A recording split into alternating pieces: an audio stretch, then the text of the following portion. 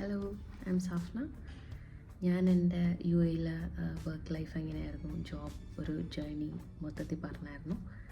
ഇപ്പോൾ ഞാൻ പുതിയ കമ്പനിയിൽ ജോയിൻ ചെയ്തപ്പോൾ എങ്ങനെയാണ് ഇവിടെ നമ്മുടെ ട്രെയിനിങ്സ് എങ്ങനെയായിരുന്നു, ഫസ്റ്റ് ഡേ എങ്ങനെ കാര്യങ്ങളൊക്കെ പറയാം.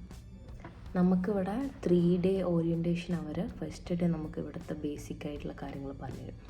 ഇവിടെ കമ്പനിയുടെ റൂൾസ് എങ്ങനെയാണ്, എന്തൊക്കെയാണ് കാര്യങ്ങൾ ശ്രദ്ധിക്കേണ്ടത്.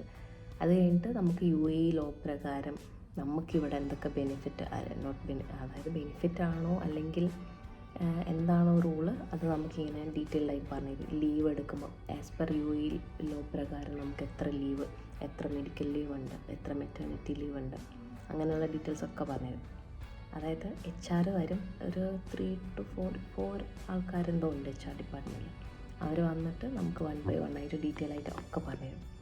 അപ്പോൾ ഞാനിങ്ങനെ ഇതൊക്കെ കേൾക്കുമ്പോൾ ഐ വാസ് സോ ഹാപ്പി.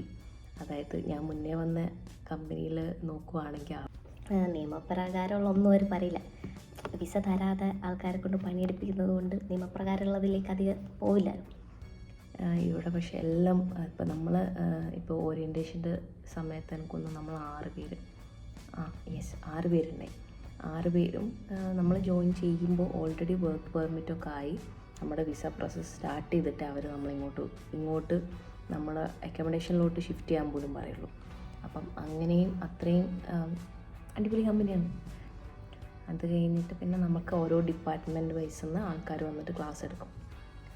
എല്ലാ ഡിപ്പാർട്ട്മെൻറ്റിൽ നിന്ന് ഇങ്ങനെ ചിലപ്പം 1-2 പേര് വരും, വളരെ ഡീറ്റെയിൽഡായിട്ട് ക്ലാസ് എടുത്തായിരുന്നു.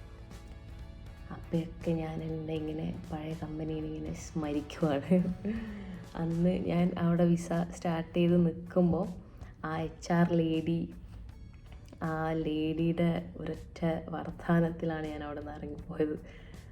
അവരെന്നോട് നിൻ്റെ സ്വഭാവം അങ്ങനെയായിരുന്നു, അല്ലെങ്കിൽ ഇങ്ങനെ ചോദിച്ചു, ഇങ്ങനെ ക്വസ്റ്റ്യൻ ചെയ്തു എന്ന് പറഞ്ഞതുകൊണ്ട് മാത്രമാണ് ഞാൻ അവിടെ നിന്ന് ഇറങ്ങിയത്.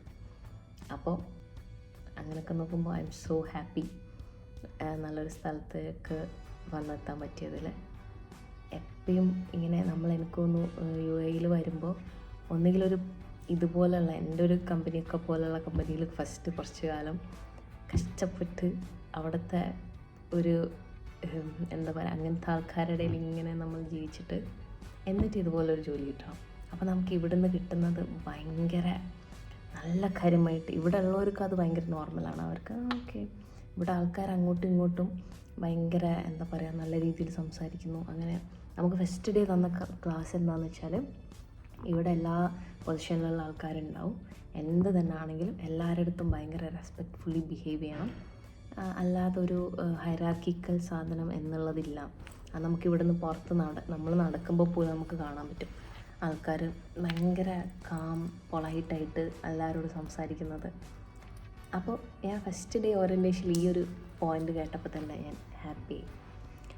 നമുക്ക് ഭയങ്കര സന്തോഷമാവുമല്ലോ. ഇപ്പോൾ നമ്മളടുത്ത് ഇങ്ങനെ വന്നിട്ട് പറയുകയാണ് ഇങ്ങനെ ബിഹേവ് ചെയ്ത് കഴിഞ്ഞാൽ അത് പ്രശ്നമാണ്, അല്ലെങ്കിൽ എല്ലാവരുടെ അടുത്തും ഒരുപോലെ ബിഹേവ് ചെയ്യണം, അങ്ങനെ ഒരു ഡിസ്ക്രിമിനേഷൻ ഇല്ല, ഒന്നുമില്ല, ഒരു ഹൈറാർക്കിക്കൽ സാധനമില്ല.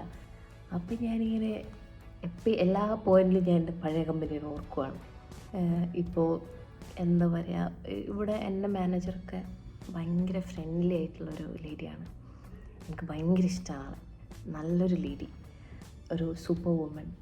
എന്നിട്ട് ഇവരൊക്കെ ആണെങ്കിൽ നമ്മളടുത്ത് ഭയങ്കര നല്ല രീതിയിൽ സംസാരിക്കും. എന്തെങ്കിലും ഡൗട്ട് ഉണ്ടെങ്കിൽ പറഞ്ഞു തരും, എല്ലാം അങ്ങനെ ചെയ്തു തരും.